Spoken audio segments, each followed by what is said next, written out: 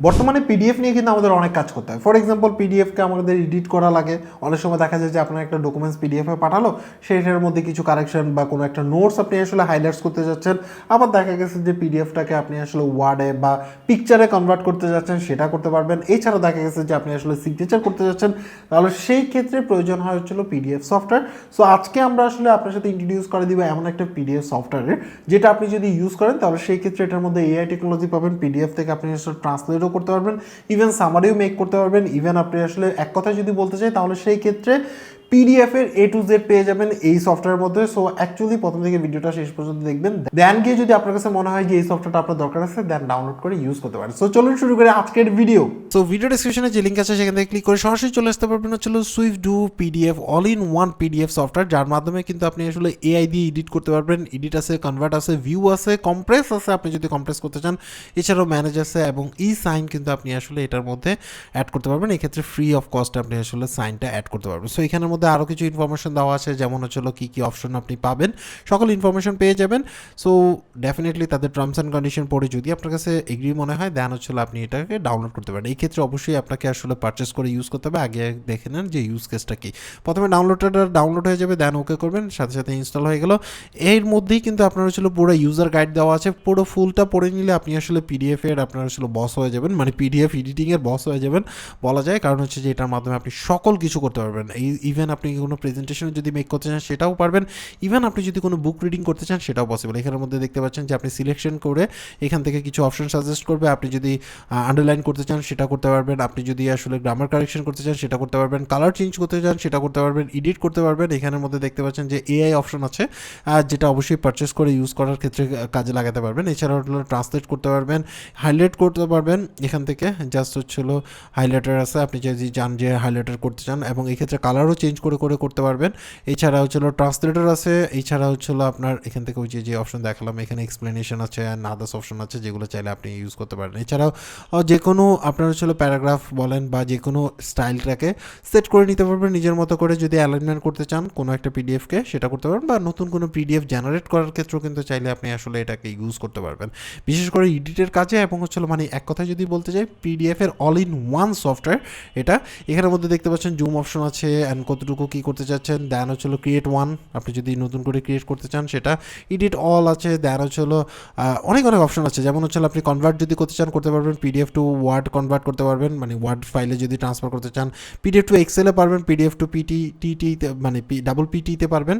দেন হচ্ছিল এই যে আরও অনেক অপশন আছে, HTML থেকে শুরু করে ইচ অ্যান্ড এভরিথিং আপনি আসলে পিডিএফের এখান থেকে কনভার্ট করতে পারেন। এছাড়া হচ্ছিল পিডিএফ টু ইমেজ, যেটা বললাম আর কি।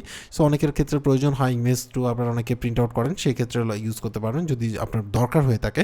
এছাড়া মার্চ করতে পারবেন, যদি কোনো আপনার হচ্ছিল মার্চ করতে চান সেটা।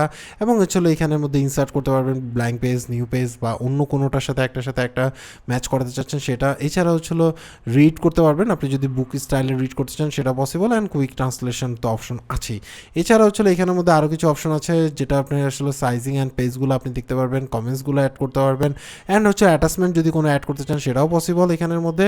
অ্যান্ড কোনো নোটস যদি দিতে চান সেটাও কিন্তু পসিবল। এখানের মধ্যে আরও অনেক অপশন আছে, যেগুলো আসলে দেখাতে গেলে অনেক ভালো টাইমই লাগবে। সো এখানের মধ্যে দেখতে পাচ্ছেন ফর্ম, কোনোটা থেকে যদি আপনি আসলে আনতে চান HTML থেকে সেগুলো পারবেন। এখানের মধ্যে ভিউ অপশন আছে, আপনি যদি রিডিং মোডে ইউজ করতে চান তাহলে সেক্ষেত্রে, এবং কালার যদি চেঞ্জ করতে চান, ব্যাকগ্রাউন্ড কালার যদি আপনি চেঞ্জ করতে চান মানে কমফোর্টেবলের জন্য আপনার ওয়ার্ক বা ফ্লোর জন্য, সেক্ষেত্রে এখান থেকে আপনি করতে পারবেন। অনেকগুলো অপশন আছে।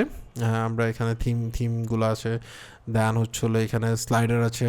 দেন হচ্ছে স্লাইড শো যদি দেখাতে চান, বা আপনি যদি উইন্ডো একসাথে কয়টা মানে আপনার হচ্ছে ওপেন করতে চাচ্ছেন সেটা পারবেন, এক্সিট করতে পারবেন।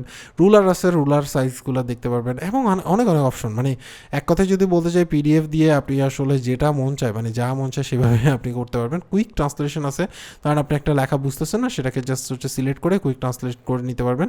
আপনি যে ভাষা প্রেফারেবল সেটাতে আপনি আসলে সিলেক্ট করে দেখে নিতে পারবেন।